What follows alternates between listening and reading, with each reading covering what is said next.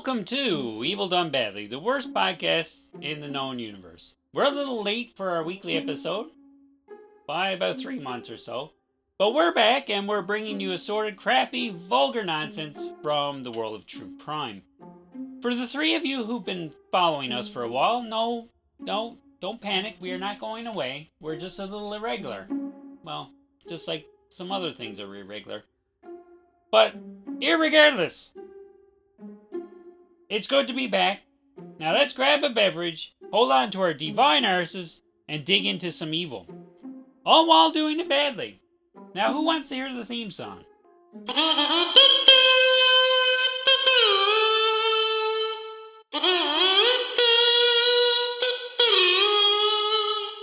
This episode of Evil Done Badly is brought to you by the fine folks over at the Wide World of Paranormal Investigations and Ridiculous Thrifter Groups over on Facebook. They both blown past 20,000 members and are tearing up the internet. In fact, Gerard from the Wide World of Paranormal Investigations has informed me that they've just shot past 28,000 followers. And that's a big fucking number. Now, go join up, if you haven't already, to both of these fine places. Also, a friend of ours has put out a new musical album and would like to share some of it with you three listeners. So, take a listen to this snippet of Locked in a Room by David Mark Gill.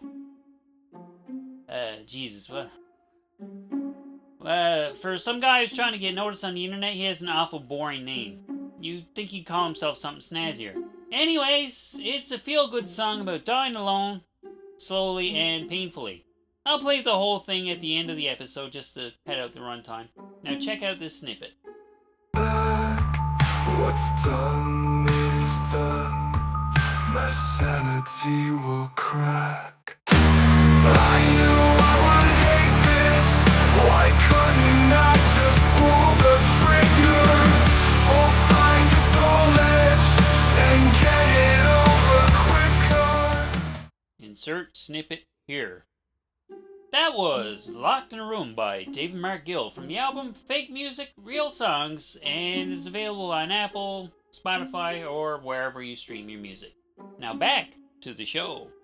Craigslist is a well-known classified advertisement website used by millions of Americans and a negligible few people from other countries, and they use it to peddle their crusty used items, their real estate, their crusty stolen property, to post up want ads, advertise their crusty services of various varieties, and up until recently, personal ads.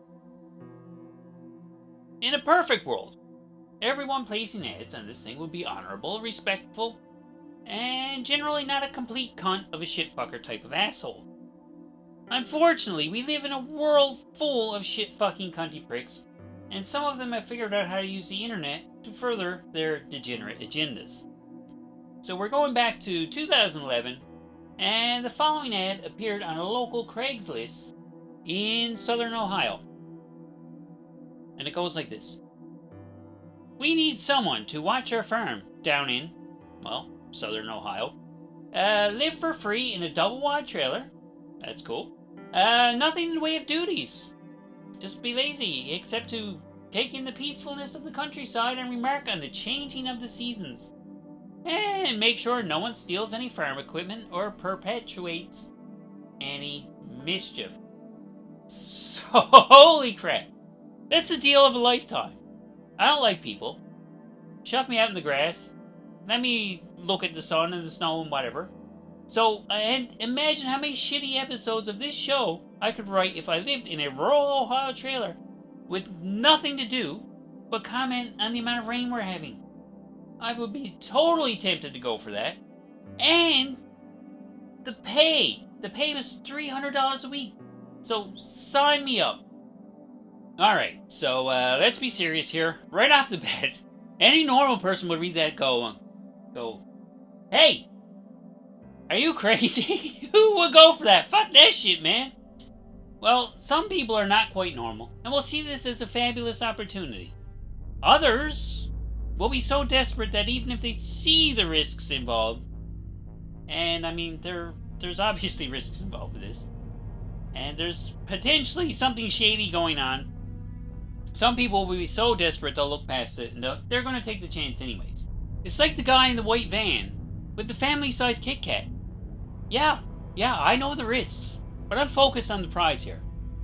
I could eat those fucking things all day. So, for whatever unknown reason, but I'll get to the reason now in a second, 47-year-old Thomas Kern. He sees this ad and decides that, hey,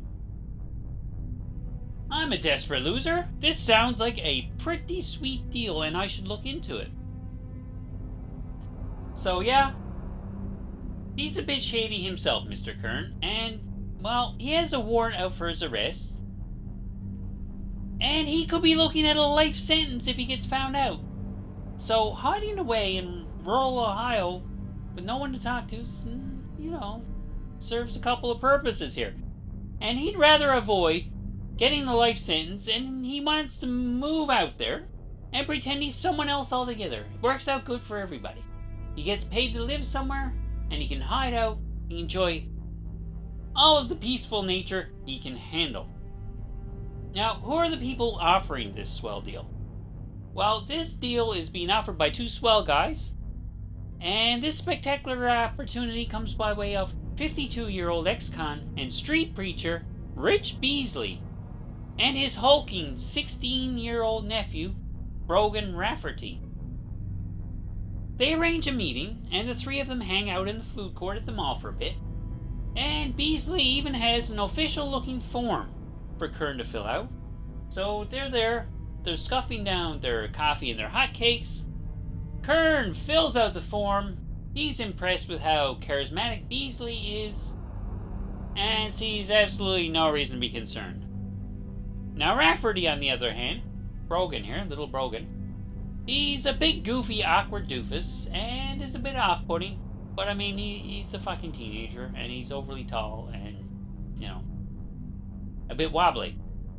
So, this would make other people uncomfortable, but either way, Kern doesn't have a whole lot of promising options for his ramshackle, middling life path here, and, he sees no reason not to go ahead with it. But little does Thomas know that Beasley has been through this exact conversation about 100 times before, and he has a few questions of his own for Thomas.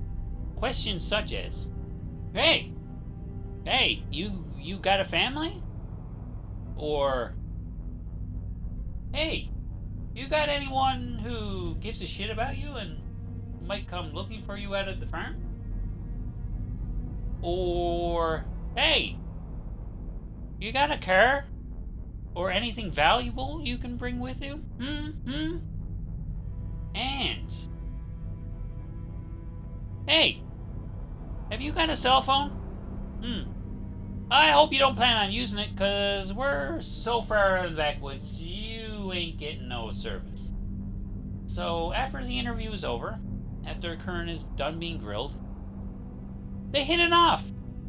Kern agrees to go with them and enjoy a bit of nature on their secluded farm, far away from the annoying police type of people who might want to incarcerate him for quite possibly a very long time. So on a cold Ohio November morning, he packs up what's left of his life from his ex-wife's house, and he packs it all up in his car, and he goes to hang out at a strip mall and wait to be picked up by the kind of people offering him such a fantastic deal and free lodgings and a salary away from anyone who wants to do him harm. So it goes without saying that, well, these guys are really very, very swell to do this for him. And right about now, Brogan Rafferty, he's up and about doing what normal teenagers do at 5 a.m. That is drinking coffee and preparing to go pick up Uncle Beasley and head off to the strip mall, meet Thomas Kern, and gather him and his belongings up so he can start his new, peaceful, freeloading life in the wilderness. Right, yeah, no teenager does that sort of thing. It's kind of a glaring red flag because any teenager who's up at that hour they're definitely fucking up to something. No teenager has ever crawled out of bed before 6 a.m. for a good reason. Anyways, Brogan here, he does. He gets up, he picks up Beasley on the way, and they head over to get Kern at the mall. But on second thought, you know what? Thomas may have become at least a bit apprehensive after hearing all this stuff. It's a little too perfect.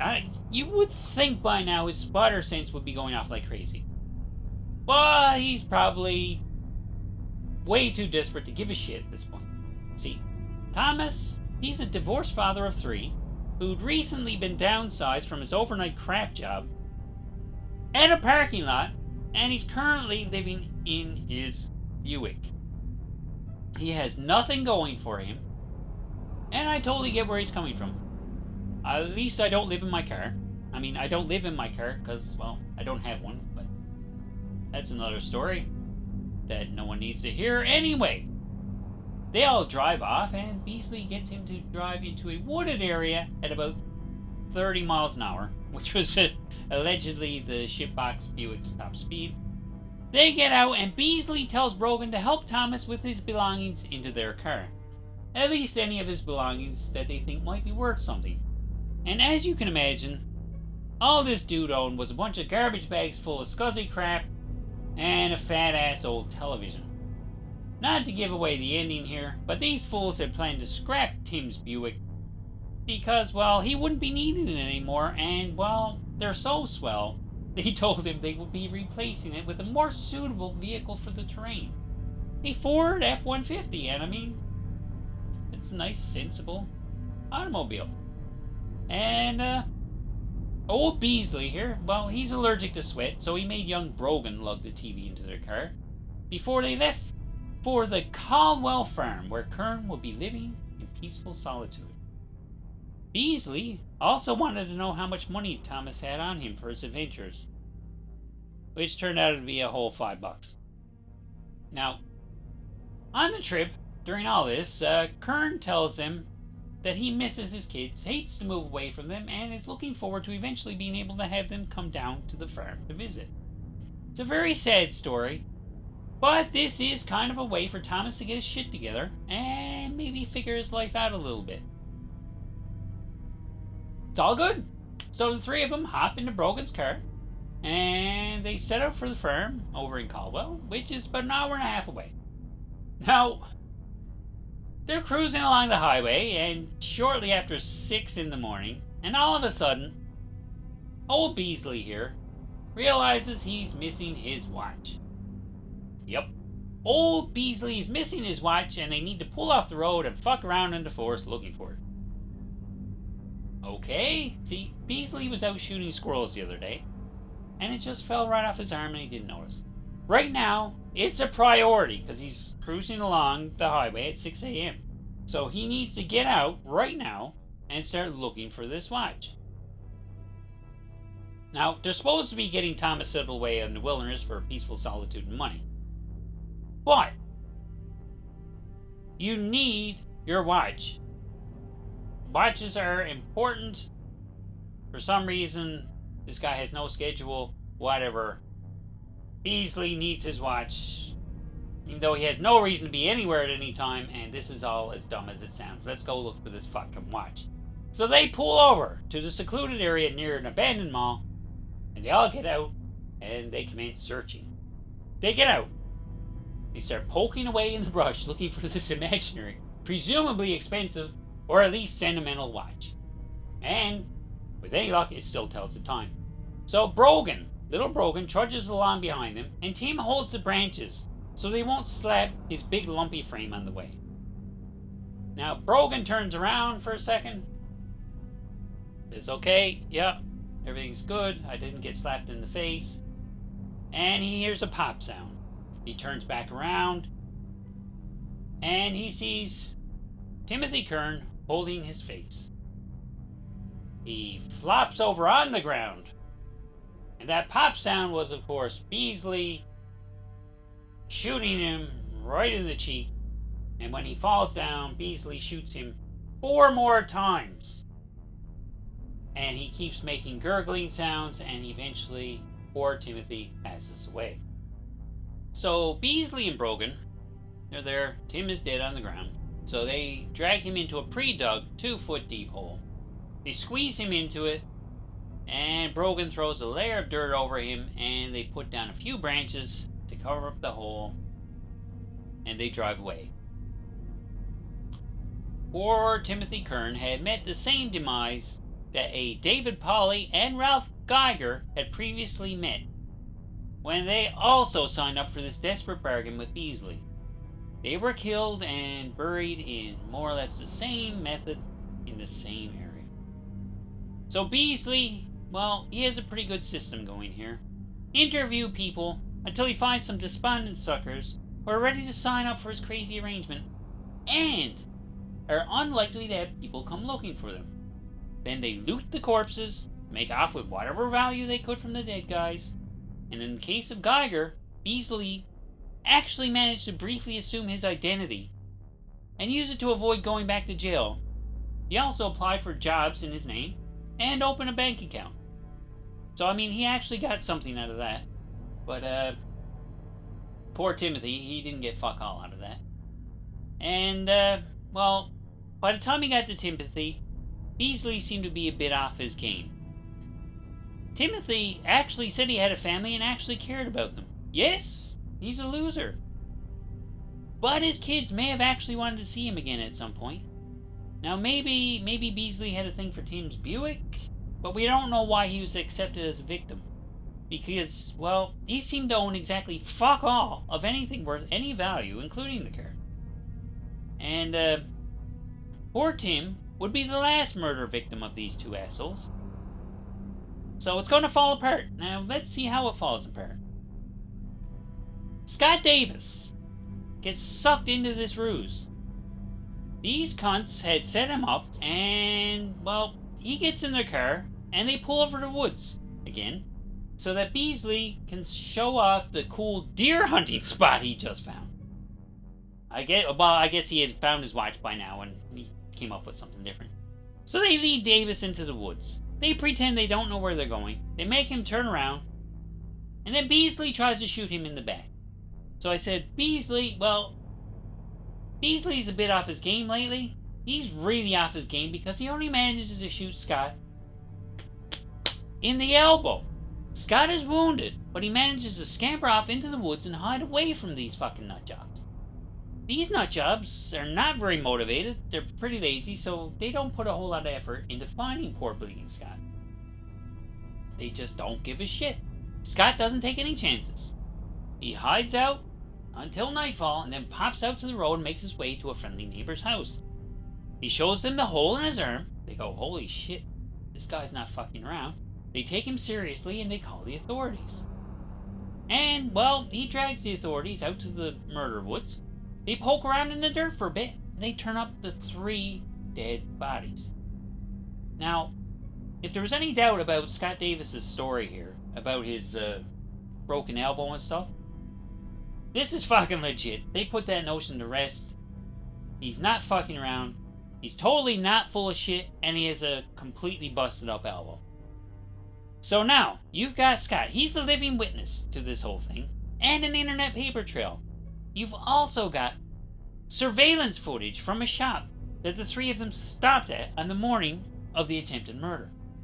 Beasley has also reposted the ad on Craigslist, looking to attract some new victims. Now, it was easier to just try and wrangle up some new patsies than to look for Scott, who had gotten away. Now, how the fuck these idiots thought they could keep this shit up is mind-boggling.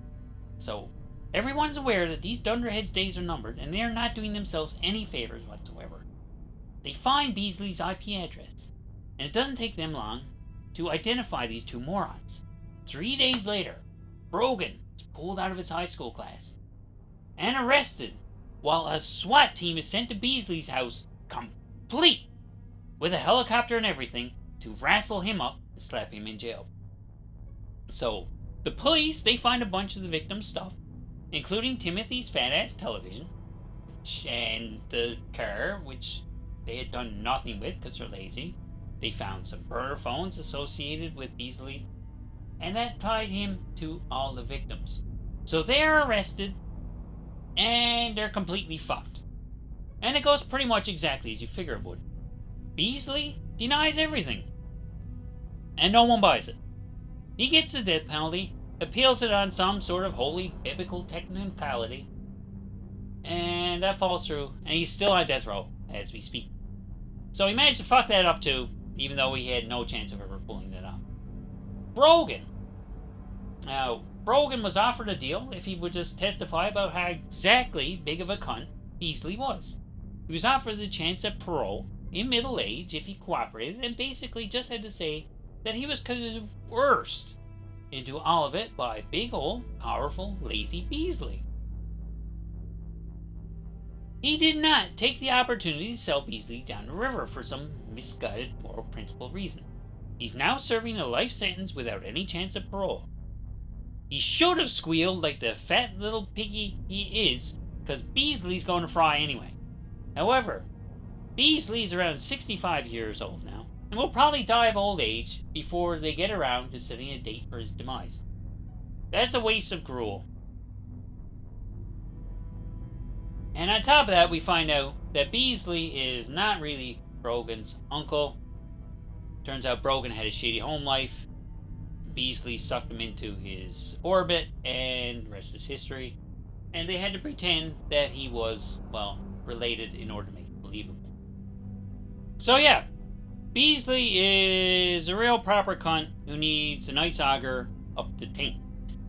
Is Brogan Rafferty any better? Well, it seems so. Despite his reluctance to blow the whistle on Beasley, he still seems to have been manipulated from a young age, and he looks to have been under some form of coercion when going along with the whole thing. And he was a minor when it all happened, and he really got nothing out of this whole deal but the friendship of this smelly old dude. Yeah, I don't get it. I think it's pretty clear that Beasley was calling the shots, and Brogan got involved with him due to his poor family life. Beasley took advantage of him and probably diddled him while he was at it. Either way, if I was him, I'd have chucked Beasley right under the bus. Fuck that guy. And, well, that'll about do it for Richard Beasley and Brogan Rafferty. They're assholes, they're cunts, they're the Craigslist killers. And I don't want to talk about these stupid fuckers anymore. So, there you have it. This has been an incredibly late episode of the worst true crime podcast ever, Evil Done Badly. And if you would like to reach out and suggest future episode topics that we may eventually get around to covering, we can be reached on Instagram or YouTube at Evil Done Badly, or by email at evildonebadly@gmail.com. Thanks for checking us out. I'm so glad you're here. My name is Dick, and I hope to see you next time. Now, stick around for this life-affirming little ditty from David Mark Gill. This is Locked in a Room, available everywhere. Bye-bye.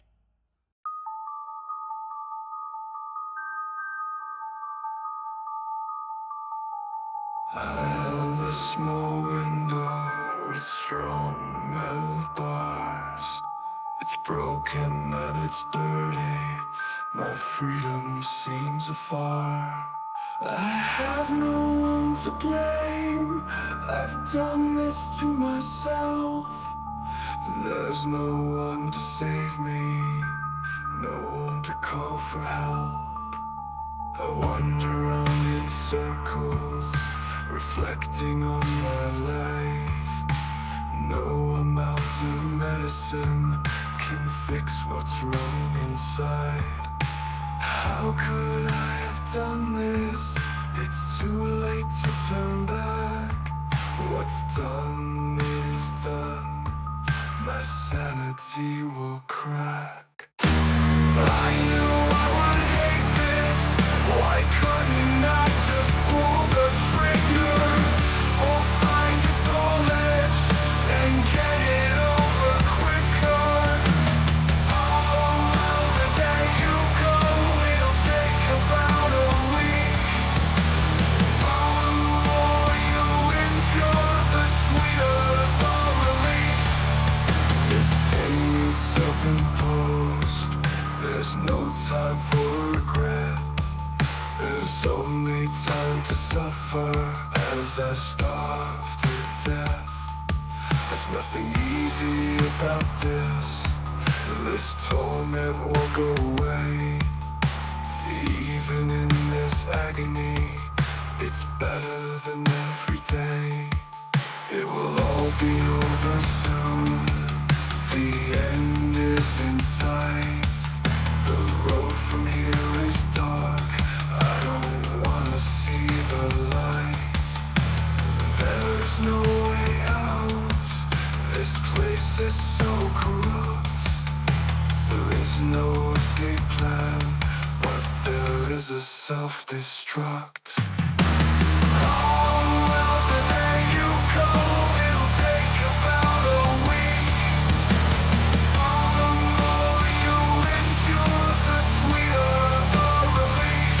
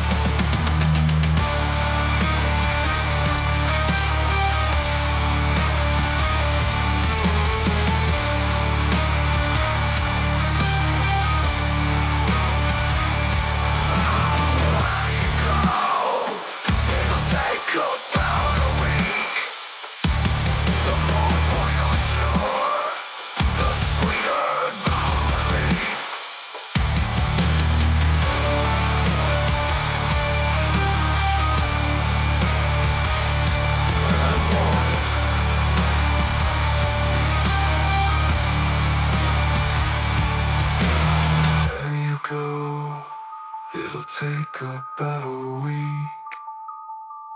The more you endure, the sweeter the relief.